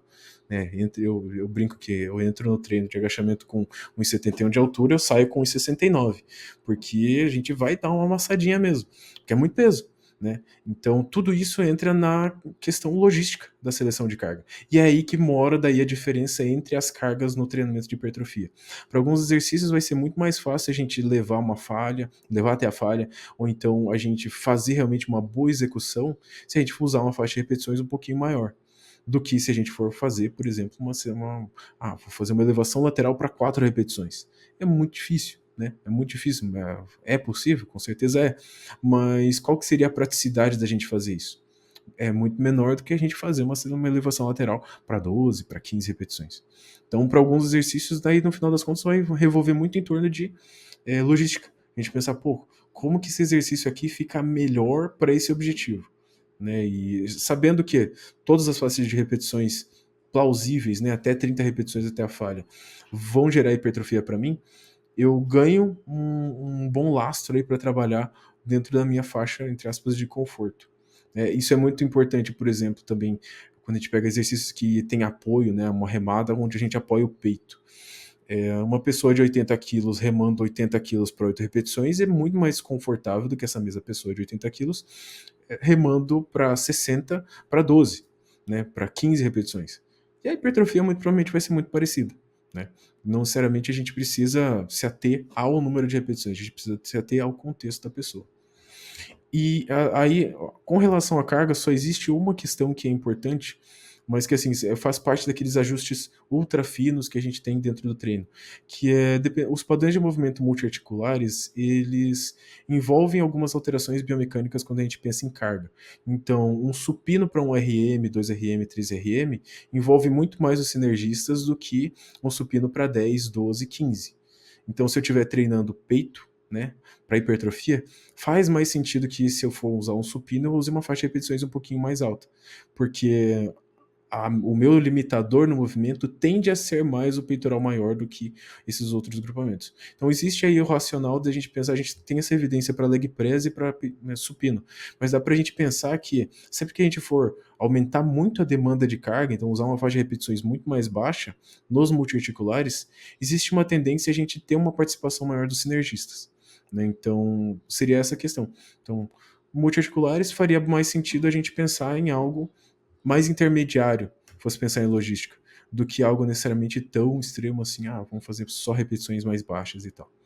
E só para fechar realmente esse raciocínio de logística, envolve muita preferência pessoal, né? Porque não é todo mundo que gosta de um treino com muita repetição para sentir o músculo queimar, sentir o músculo doer. Tem questões de recuperação atreladas a isso, onde as faixas de repetições mais longas, né, quanto mais repetições a gente faz uma série, mais o músculo está trabalhando. E por mais tempo o músculo trabalha, mais ele vai ter que se recuperar também. Então as faixas de repetições mais amplas, elas acabam demandando mais a recuperação muscular também. Mas fora isso, tem a questão de percepção sobre o exercício. Então, nem todo mundo gosta da queimação de uma série de 20, 25 repetições. Então, talvez essas pessoas gostem mais de fazer mais força, colocar mais peso. Daí, né, sabendo que vai ter hipertrofia, entre aspas, de qualquer maneira, é melhor alinhar com a preferência da pessoa para que ela consiga se sentir confortável para explorar mais o exercício, do que a gente necessariamente se atrelar ao fato de que, não, eu preciso ficar mais forte, então eu preciso fazer pouca repetição, eu preciso de mais resistência, eu preciso de fazer mais, ou então esse músculo aqui é desse tipo, né, a gente fala, panturrilha é fibra de tipo, contração lenta, então precisa de mais repetições, esse tipo de coisa não existe, né, a gente tem uma permissividade grande em relação a isso, e faz mais sentido a gente pensar no atender o objetivo para a pessoa dentro do contexto, do que necessariamente, vamos criar uma regrinha aqui que não se evidencia em trabalho nenhum. Na prática, você já encontrou alguém que gosta de manter a maior parte do treino acima de 20 repetições? Na prática, para alguns exercícios a gente encontra uns malucos assim que fazem, por exemplo, bíceps, por conta do pump. O pessoal às vezes gosta de, não, vou fazer uma série aqui com 20 repetições, com 25 repetições. Mas é mais por conta disso, né? O cara que gosta do pump, ele acaba tendendo mais a isso aí. Só de pensar em 20. É que assim, uma coisa, pô, faço crossfit há 10 anos, tô acostumado a fazer uma porrada de repetição de uma vez. Mas uma coisa é no crossfit, que eu só tenho que realizar a tarefa, né? E aí acho que a gente já pode até entrar em outro ponto, né? No crossfit eu tô economizando o máximo de energia possível. Se eu tô treinando para hipertrofia, não é assim que eu tenho que pensar, né? Não é para fazer a repetição de qualquer jeito. Então, em relação à cadência agora, Michael, é importante, não é importante? Tem que ter um mínimo ali? Como é que funciona? O que a gente tem dentro da literatura, que é mais robusto, Novamente, a gente volta àquela questão, né? O treino de hipertrofia ele é muito permissivo em muita coisa. E na literatura com relação à cadência, repetições com uma duração de até 8 segundos, todas elas têm a mesma magnitude de hipertrofia, desde que você mantenha ali o controle sobre, principalmente a fase excêntrica dela, né? Então a gente estaria pensando, o que é uma repetição de 8 segundos? Tem um monte de coisa que a gente pode fazer. A gente pode fazer uma repetição onde a gente explode em 1 segundo e segura uma excêntrica por 7 segundos. Ou a gente pode fazer 4-4. Então, né, faz uma repetição com 4 repetições para subir, 4 repetições para 4 segundos para subir, 4 segundos para descer. Ou então qualquer coisa abaixo disso também. Então, desde que eu não esteja despencando o peso, não ignorando a minha fase excêntrica, né, a fase de descida do peso, eu muito provavelmente estou tendo um bom estímulo para hipertrofia. O importante é o controle, né? A gente ter o controle sobre o exercício. Aí, novamente, entra daí, se a gente quiser, não, vamos otimizar ao máximo cada um dos exercícios. Segurar a fase excêntrica por mais tempo, né? Então, se eu fosse, vou segurar a fase para chegar perto aí dos 8 segundos de duração. Vou segurar a fase excêntrica, né? Eu vou explodir na concêntrica para segurar a excêntrica, porque é na excêntrica que existe uma tendência a gente ser mais forte. Então, aí eu estaria expondo mais a um contexto onde eu estou fazendo mais força. Mas não necessariamente é isso que vai dizer, né? Existe essa permissividade grande. Desde que eu não esteja fazendo, como você disse, de qualquer jeito, né? Então, só largando o peso para poder poupar energia, eu esteja controlando ele de uma certa forma, contanto que a repetição não dure mais do que 8 segundos, muito provavelmente eu vou estar tendo hipertrofia. É importante a gente falar desse negócio dos 8 segundos e também de que é menor do que isso que a gente vai querer, né? Então, vou fazer um agachamento. Vou segurar um agachamento, uma descida de um agachamento de 3, 4 segundos é sacrificado, né? Então, às vezes a gente vai estar pensando em fazer algo um pouco menos do que isso. Porque existe aquela coisa do super slow, né? Muita gente fala que, não, tem que sentir o músculo, e daí para sentir o músculo tem que fazer devagarzinho.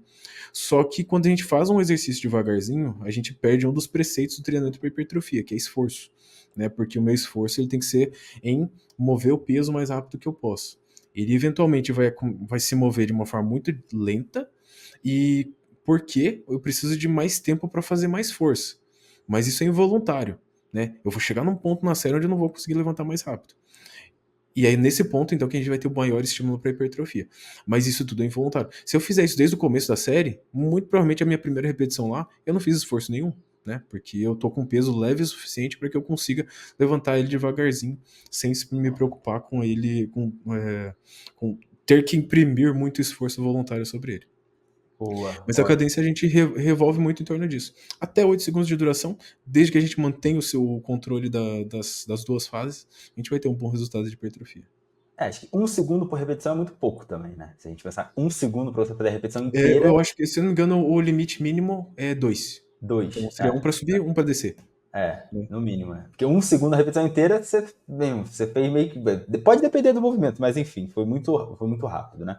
Sim, com Agora, certeza. descanso entre série. Uhum. Qual que é o ideal? Porque teve uma época que todo mundo estava descansando 30 segundos, né? Também teve isso. Sim. Todo mundo descansava 30 segundos, 1 minuto.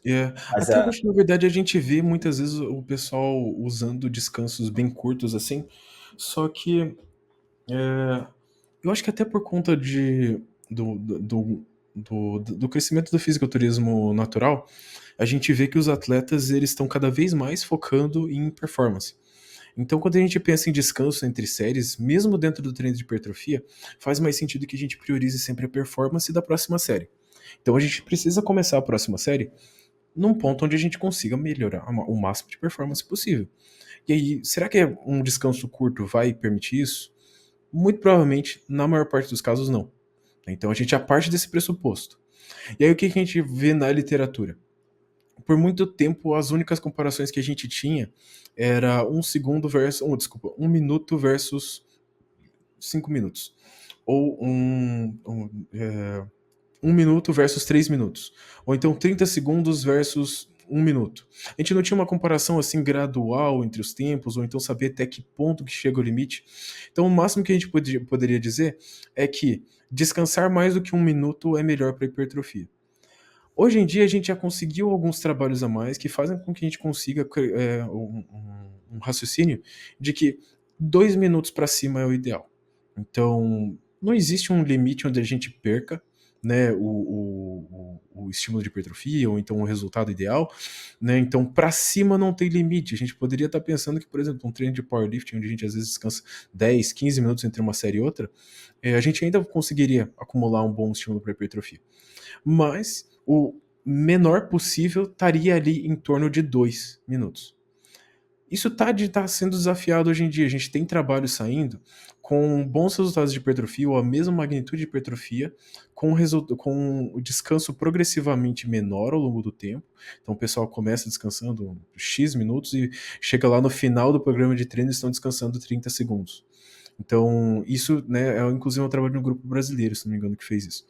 E nesse trabalho eles viram que, né, não afetou a hipertrofia, né? A gente conseguiu a hipertrofia mesmo com descansos bem curtos.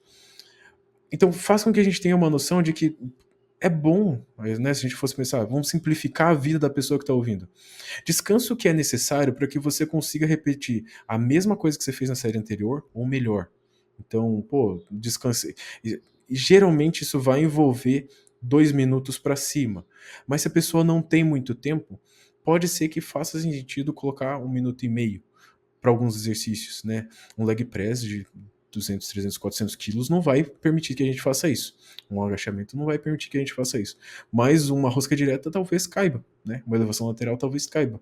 Então, cada um dos exercícios pode ser que a gente se permita descansar um pouco menos, desde que a gente garanta a performance da série anterior. Né? Então, existe essa permissividade com os exercícios, mas a gente sempre tende a priorizar mais a performance da próxima série. Né? E, inclusive, a recomendação que vem lá, se não me engano, inclusive essa que está inclusa na IUSCA, lá daquele trabalho de 2021, é de 2 minutos para cima sendo autossugerido. Então, o mínimo é 2 minutos, e aí, a mais do que isso, é a pessoa que decide, né? Me senti preparado para a próxima série, consigo embarcar na próxima série antes disso. Agora uma pergunta que não... Como é que eu posso colocar? Não, assim, não está tão relacionada a tudo que a gente falou. Acho que tá sim, enfim. A pergunta é a seguinte: o que fazer no descanso? Porque hoje em No dia, dis- você vai na academia, todo mundo tá mexendo no celular. Uhum. Até saiu um estudo, se eu não me engano, mostrando que se você ficar no Instagram antes, né? Acho que o estudo fez antes, ele não fez intratreino, foi pré-treino. Uhum. A performance caiu. Então, qual a sua dica pra galera? O que fazer enquanto estiver descansando esses 2 minutos? Olha, eu acho que seguindo o raciocínio de muito ajuda quem não atrapalha, só não ficar no caminho dos outros que tá bom. Porque não tem muito realmente. Assim, também não. A gente tem que pensar em coisas que a gente não vai atrapalhar o treino, né? Então, vou fazer um polichinelo aqui entre uma série e outra. Melhor não. Né? Você tá descansando de verdade, né? Então, para tudo que tá fazendo e deixa o músculo descansar.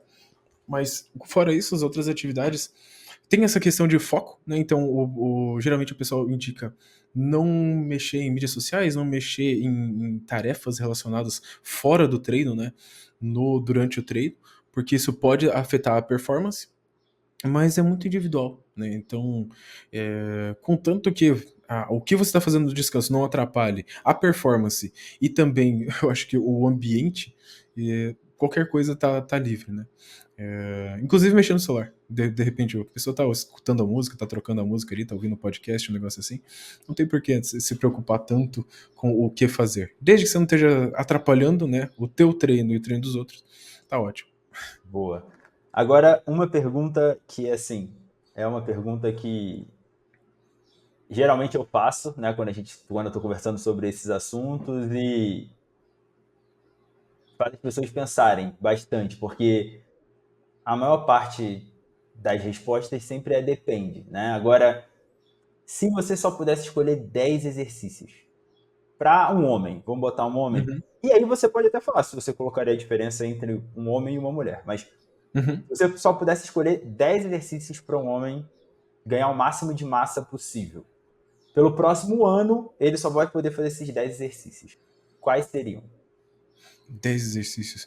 Eu fiz uma lista parecida com essa que, por conta do meu curso, né? O curso de como treinar para hipertrofia, a gente analisa como treinar cada músculo e são os padrões de movimento e a gente vê dentro desses padrões de movimento os cenários ideais. que não necessariamente vão ser permitidos, vão ser acessíveis a todo mundo, né? E dá para fazer o exercício aqui. Deixa eu pegar aqui um papel para ver se eu vou estar dentro da lista. Só um minutinho. Eu vou anotar. Vamos lá. Porque, olha só, para quadríceps, o que a gente precisa? Um padrão de agachamento para estimular os vastos e um padrão de extensão de joelho, que é uma cadeira extensora. Ou também pode ser uma flexão nórdica, alguma coisa assim, mas digamos, um agachamento e uma extensora já estimulam o quadríceps como um todo. Posterior de coxa também é um músculo com função dupla, então a gente pode colocar 2 exercícios para ele, né? Um para flexão de joelho e um para extensão de quadril. Então a gente estaria pensando num stiff e numa cadeira flexora, que a cadeira flexora é atualmente aquela que gerou mais magnitude de hipertrofia dentre todos os padrões de flexão de joelho para os posteriores de coxa. Então aí a gente já tem 4, né? Isso. Aí a gente tem panturrilha. O agachamento, você tem uma preferência? Preferência por agachamento? Tenho, agachamento hack. O agachamento hack é a minha preferência, né? Então, por N motivos, mas ele é o meu. Cara, se fosse a minha preferência pessoal, Maicon era livre, né? Que eu sou... Pra quem não sabe, o Michael agacha só com 200 quilos pra quantas repetições? O meu máximo até hoje em treino foi 260 para uma. Então. Mas eu faço... E a maior loucura que eu já fiz em agachamento foi 180 para 18. Meu Deus. Eu tava fazendo Widowmaker? Eu tava fazendo, na verdade, eu tinha visto o Vitor Lima, que é um fisiculturista lá de Curitiba, fez um desafio, aí ele fez 21. Aí eu falei, eu vou tentar, né? Só que o Vitor Lima tem 130 quilos, eu peso 85. E aí eu fui lá fazer os meus 180 para X repetições. Quase cheguei lá, cheguei em 18. Porra, forte pra cacete. Mas beleza, vamos lá. Então, seria o meu exercício do coração é o agachamento livre, mas para hipertrofia eu escolheria o hack. Boa. E a cadeira extensora. Então daí a gente já tem 4 exercícios. Isso. Para panturrilha, Smith e cadeira flexora. Stiff e cadeira flexora. Stiff e cadeira flexora, isso. E daí para panturrilha com o joelho estendido, então a gente pode fazer ela no leg press, que fica bom. Então a gente já tem 5. Aí a gente já treinou toda a parte inferior do corpo, para um homem, né? Aí, para as costas, hoje em dia o exercício mais polêmico da internet é o pull-around, né? Então eu acho que não tem exercício mais completo, quer dizer, melhor para latíssimo dorsal do que ele, a gente colhe muitos bons resultados com ele. Então seria o pull-around, principalmente o ilíaco para homens. E para a parte superior das costas, a remada cavalinho com o peito apoiado, né? Então, qual seriam pegada? os dois. Qual pegada? Geralmente é a aberta pronada. Tá.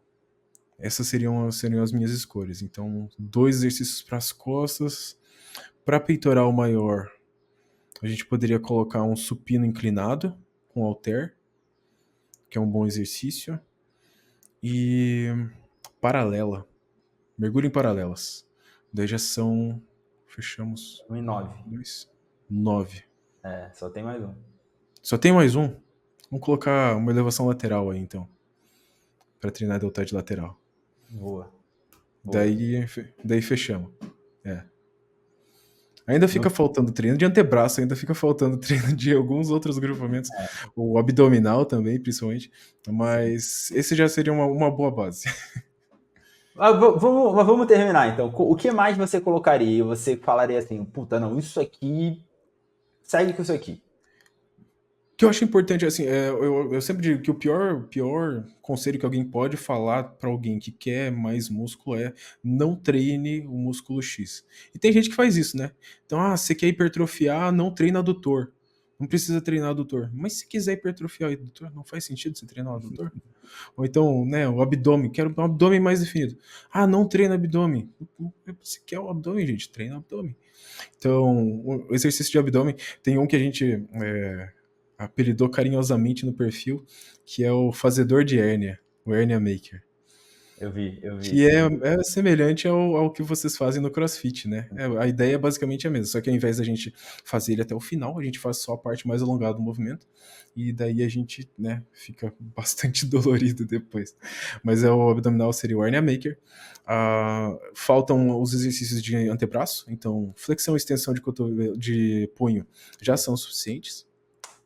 E daí faltaria também os estímulos isolados de tríceps e de bíceps. Então, no final das contas, o exercício para bíceps com maior grau de evidência é rosca direta, né? Então, seria a rosca direta. E para tríceps, o tríceps francês. Tríceps francês executado numa polia. Boa. Eu acho que aí a gente já teria tudo completinho. É, Se fechou, quisesse um estímulo direcionado também para adutor, cadeira adutora. 14, fechou 14, 15, eu acho só, né? Não É, passou por muito aí. também, não. Não, não muito. Cara, é sério que o exercício com mais evidência é rosca direta? Hoje em Não, dia. eu digo pra bíceps, pra Sim, é, bíceps. para Porque a bíceps, para gente. bíceps. Eu quis dizer para bíceps. Mas assim, aquela pesquisa bem boba de a gente fazer no PubMed, né? Então pesquisa assim, hypertrophy, bíceps, e aí você vê o exercício que mais vem vai ser rosca direta. Entendi, Igual pra entendi. peito é supino com barra no Smith. E pra agachamento é. Putz, agora eu não vou lembrar se é o leg press ou se é o Smith também, mas eu acho que é o leg press. Porque você tem que pensar como que as pesquisas são produzidas, né? Em laboratório, onde a seleção de exercícios ela é às vezes meio limitada. Então, o que, Sim, que tem de acesso para treinar quadríceps num laboratório? Muitas vezes é só Smith, mas muitas vezes também é o leg press. Então, eles tendo acesso ao leg press, fazem o leg press. Tem que pensar também que é mais fácil padronizar para o praticante que vai no laboratório sim, fazer parte do estudo, né? Então, o que é mais fácil a gente ensinar? Pô, coloca uma barra nas costas, agacha até aqui, agacha até ali, ou senta aqui no banco e faz até a plataforma descer. Né? sim. Fica mais fácil, às vezes, ensinar esses movimentos. Então, por conta disso, na literatura, alguns exercícios eles acabam aparecendo mais do que outros. Né? Para peito, eu acho que tem um estudo que mostra que o supino, inclusive, foi o que você botou, né? O supino inclinado com dumbbell, ele Uhum. dá uma hipertrofia igual no peitoral medial e Não é, inferior, só que eu acho superior que na não é parte clavicular. ele não é com halter, ele é com barra, no Ah, é Smith. com barra também? No Smith, é. Mas Acho que é Chaves e Colaboradores o nome do trabalho, inclusive. e é até uma boa opção, né? Você fazer supino no Smith, justamente por causa daquela questão que a gente estava falando da falha, né? Você, porra, Uhum. você tá treinando sozinho, se não Sim. tiver no Smith, você tá fudido. E eu vi o Jeff Nippard falando uma vez, aí me diz se você Uhum. concorda, que como a barra é guiada, você ainda consegue, mesmo não sendo necessariamente essa questão do medo da falha, mas pela barra ser guiada, às vezes você consegue espremer mais uma ou duas repetições ali, pensando numa pessoa mais avançada, né, que está bem acostumada com treinamento, bem acostumada ao esforço. O que você Uhum. acha? Assim, no final das contas não necessariamente vai ser como se fosse espremer mesmo a repetição, mas é chegar no teu limite, o limite real, né? É mais fácil num movimento onde você tem total segurança, porque se a gente for fazer isso num supino com barra livre, talvez as nossas compensações em tentar empurrar a barra para cima, ela acabe Pense outras regiões. vai usar outras coisas, né? Não Sim, necessariamente o entendi. peitoral maior, que seria o nosso principal estímulo ali. É. Só que é chato pra cacete, né? Botar o banco lá, cara. Eu perdi a paciência. Mas aqui agora a academia tá cheia pra caramba. Eu vou desistir. Eu falei, ah, não, isso aí não vai ficar no programa agora, não. Depois Sim. eu, depois eu coloco. Eu particularmente de supinos, assim, o que até ia falar, né? Supino com halter, tinha falado com supino com halter. Aliás, eu falei, né? Eu falei, escolhi o Foi. supino com halter. Supino inclinado com halter. Eu gosto mais do supino inclinado com halter por conta dessa praticidade toda, né? Pô, só senta ali, joga o halter pra cima e vai. É. E As máquinas que a gente tem de supino, geralmente na maior parte das academias, não acaba sendo igual, porque a gente está pensando no supino com aquela história do perfil descendente, né? A parte mais baixa do movimento, a mais alongada, sendo mais difícil. E a maior parte das máquinas que a gente tem nas academias não oferece isso pra gente. São os perfis ascendentes, né, que a gente fala. Então, ficam mais difíceis conforme a gente vai executando a concêntrica. E aí, o supino com halter, ele já é o melhor dos meios do meio termo ali, né? E para mim, né, pessoalmente. sim, E tem a questão de, assim, ele envolve a gente aprender a técnica, porque é um exercício totalmente instável, né? Você tem que saber empurrar o peso para cima. Mas conforme o tempo passa, você colhe os benefícios dele. sim. E a rosca, você preferencialmente está usando mais qual exercício?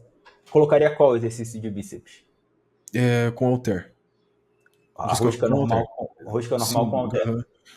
a não ser que tenha uma boa máquina, né? Então, por exemplo, as minhas máquinas preferidas de bíceps são a rosca isolateral da Hammer, aquela que tem uma flexão grande de cotovelo.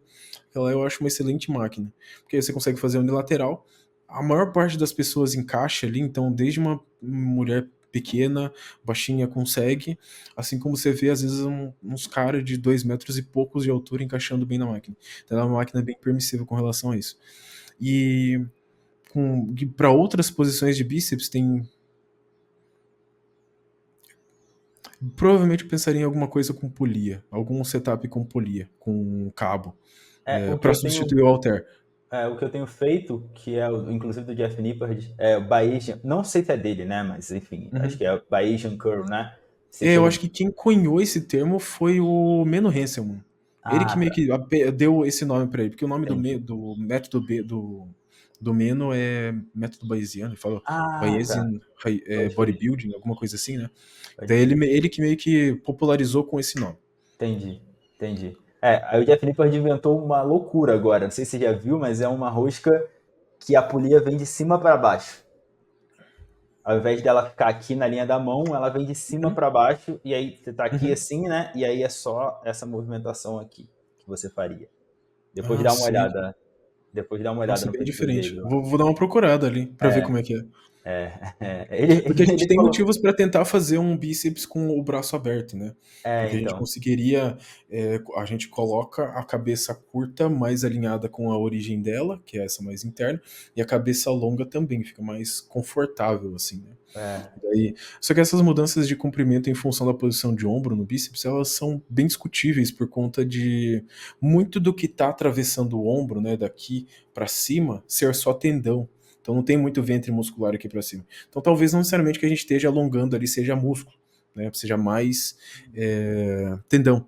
E aí por conta disso interessante. alteraria mais as questões de conforto, talvez um pouco da funcionalidade do músculo, alguma coisa assim, mas não necessariamente o alongamento do músculo em si. Cara, que interessante. Porra, top. Cara, E é Michael, daí que vem o meu raciocínio de pensar em sim. usar qualquer outra rosca, né? Não necessariamente alguma específica, né? Muitas delas vão trazer para a gente mais benefício de conforto só do que necessariamente um estímulo diferente. Sim. Na verdade, saiu até um trabalho, o pessoal até me mandou lá no grupo do curso esses dias atrás, sobre um trabalho que gerou hipertrofia diferencial em função, acho que, da posição do ombro. Só que eu não lembro qual que é o trabalho e eu não cheguei a ler ele ainda. Não sei se você Não, chegou a ver também. não, ainda não Mas cheguei. eu Ainda acho não. que tem alguma coisa nova saindo aí sim.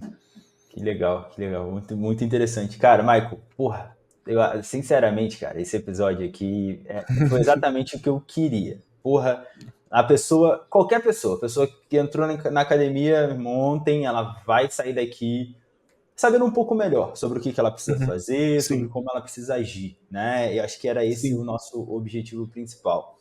Eu finalizo o podcast sempre com duas perguntas. A primeira Uhum. pergunta Sim. é: 3 livros que você leu e você recomenda? Pode ser de qualquer área. Pode ser livro técnico ou pode ser livro sobre ficção, pode ser qualquer coisa.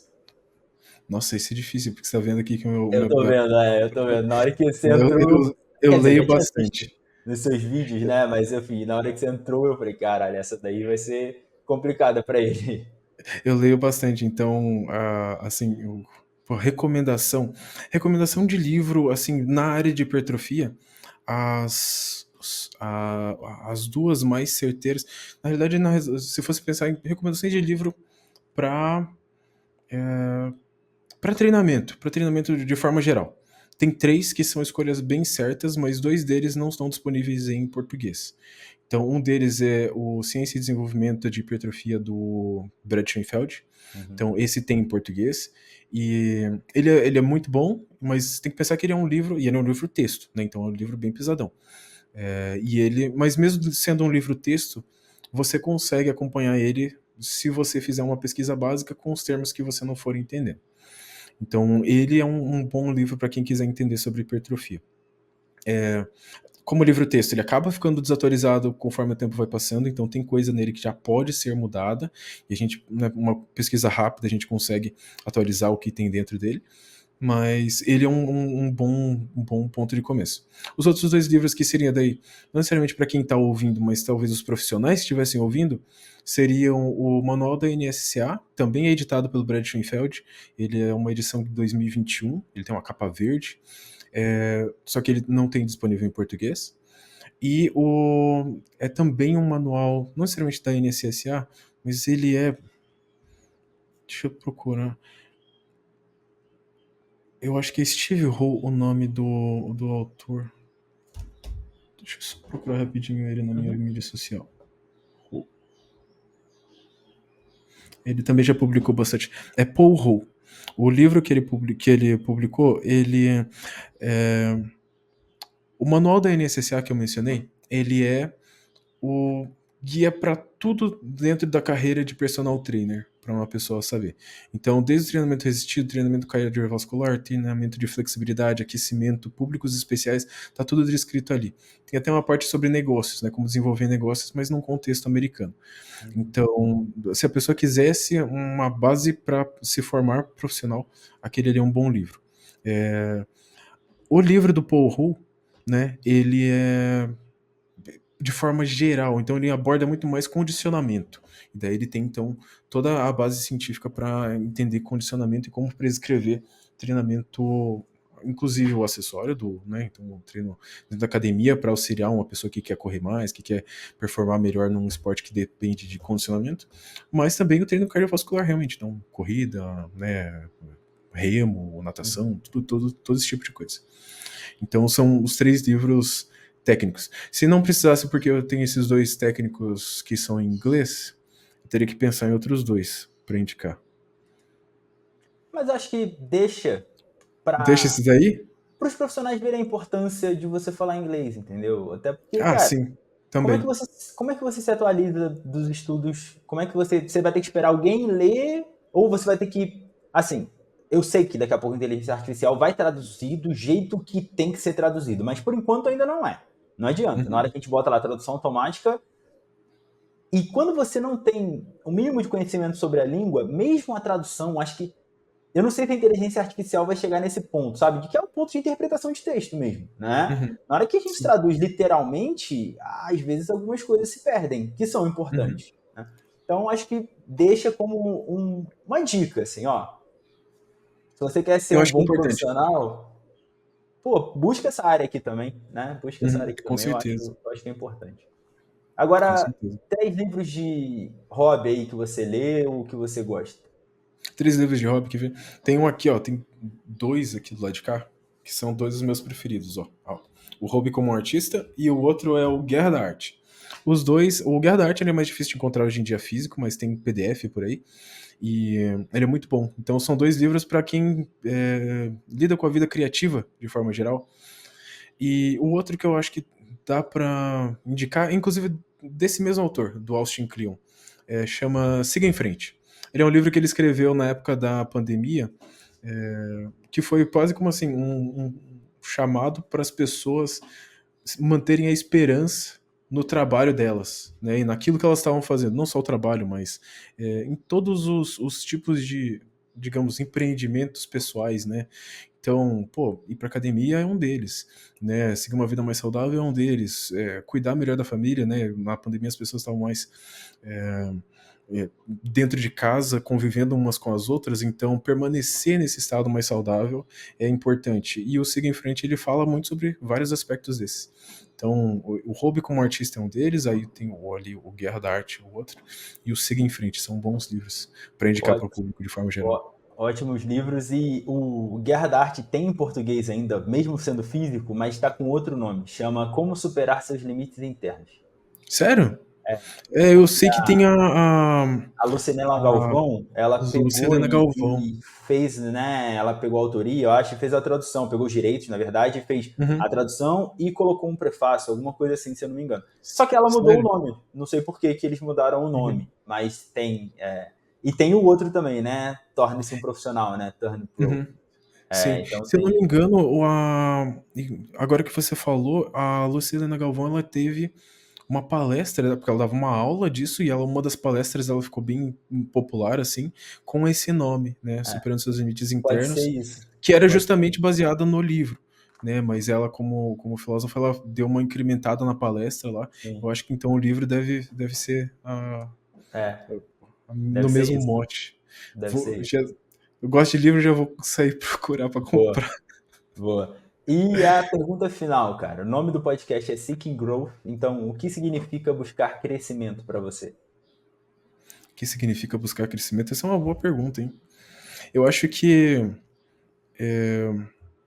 mais do que nunca a gente vê cada vez mais que a importância das pessoas no mundo ela não tá nelas mesmas, mas sim na gente como um todo, né? Então, cada um olhar por si, não só por si só, mas pelo que pode fazer pelo outro. E a gente vê muito valor em ser mais amigável, em comunicar de uma forma que seja mais inclusiva e quebrar barreiras, né, para as pessoas.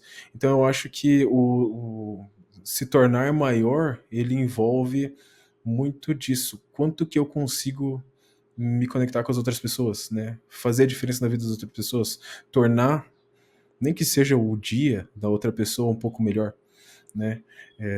Eu como profissional da saúde, eu sempre tive uma postura relacionada a, é, o meu objetivo, né? O objetivo em ser profissional da saúde, no final das contas, ele era como se eu fizesse uma equação na minha cabeça, assim. A gente tem uma série de coisas contribuindo para o sofrimento no mundo, e a gente tem uma série de coisas contribuindo para que não aconteça sofrimento no mundo. E daí, no final das contas, a gente tem o resultado final da equação, que é quanto que tem de sofrimento no mundo. Né? Então, quanto que as pessoas sofrem por N motivos, e isso é o resultado final dessa equação.